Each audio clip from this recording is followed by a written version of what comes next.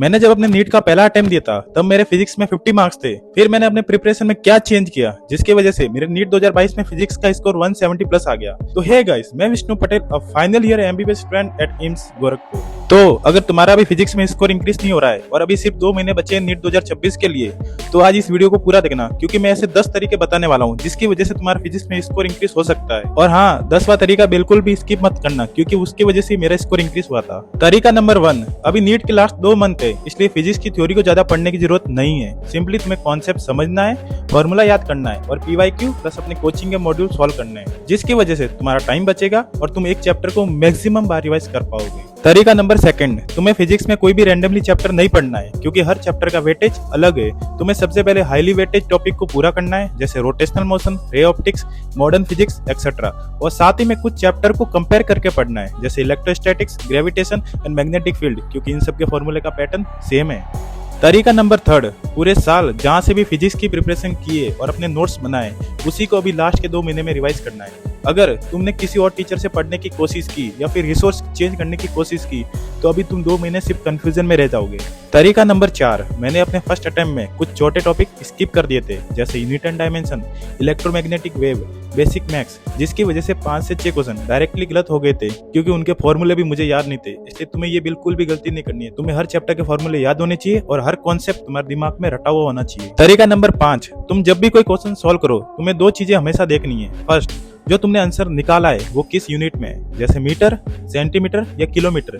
And second, option में दिया गया आंसर किस यूनिट में है, क्योंकि एक गलती और 5 मार्क्स का नुकसान भारी पड़ेगा। तरीका नंबर 6, तुम्हें जब भी कोई क्वेश्चन समझना है और बिल्कुल भी पता नहीं चल रहा है कि क्वेश्चन में क्या पूछा गया है, तो तुम्हें ऑप्शन चेक करने हैं और पता करना है कि वो किस यूनिट में है। जैसे अगर ऑप्शन मीटर पर सेकंड स्क्वायर में दिया गया है, तो तुम्हें एक्सीलरेशन पूछा गया है। और इस बात को हमेशा याद रखना, क्योंकि मैक्सिमम लोग इस ट्रिक को भूल जाते हैं और एग्जाम में कंफ्यूज हो जाते हैं। तरीका नंबर 7, थाला फॉर ए रीजन। जैसे एमएस धोनी को कैप्टन कूल बोलते हैं, वैसे ही तुम्हें फिजिक्स का पेपर अटेम्प्ट करते टाइम कूल रहना है। अगर तुम्हें 2 से 3 क्वेश्चन टफ लग रहे तो उसको छोड़ दो, लेकिन उसके वजह से कोई भी इजी क्वेश्चन गलत नहीं होना चाहिए, क्योंकि थाला भाई भी हर बॉल पे छक्का नहीं मारते, तो अपन कौन सी खेत की मूली है। तरीका नंबर 8, अभी लास्ट के 2 महीने बचे और तुम सोच रहे हो कि कितने पेपर देने चाहिए और कौन सी टेस्ट सीरीज ज्वाइन करनी चाहिए, तो मेरा आंसर है, तुम कोई भी टेस्ट सीरीज ज्वाइन कर लो, लेकिन minimum 10 full syllabus mock test तुम्हें देने पड़ेंगे। अगर तुम सोच रहे हो कि एक बार मैं सिलेबस कंप्लीट करूंगा उसके बाद सारे मॉक टेस्ट दूंगा, तो भाई ये कुछ नहीं होने वाला। तरीका नंबर 9, नीट में 2 से 3 क्वेश्चन सिली मिस्टेक की वजह से हमेशा गलत होते हैं, और इसको रोकने का बेस्ट तरीका है प्रैक्टिस। अभी जितने भी तुम मॉक टेस्ट दो, हर पेपर के बाद तुम्हें एनालिसिस करना है और कुछ न्यू सीखना है, और वही सीखी हुई चीज अगले पेपर में अप्लाई करनी है, जिसकी वजह से वो गलती कभी नहीं होगी।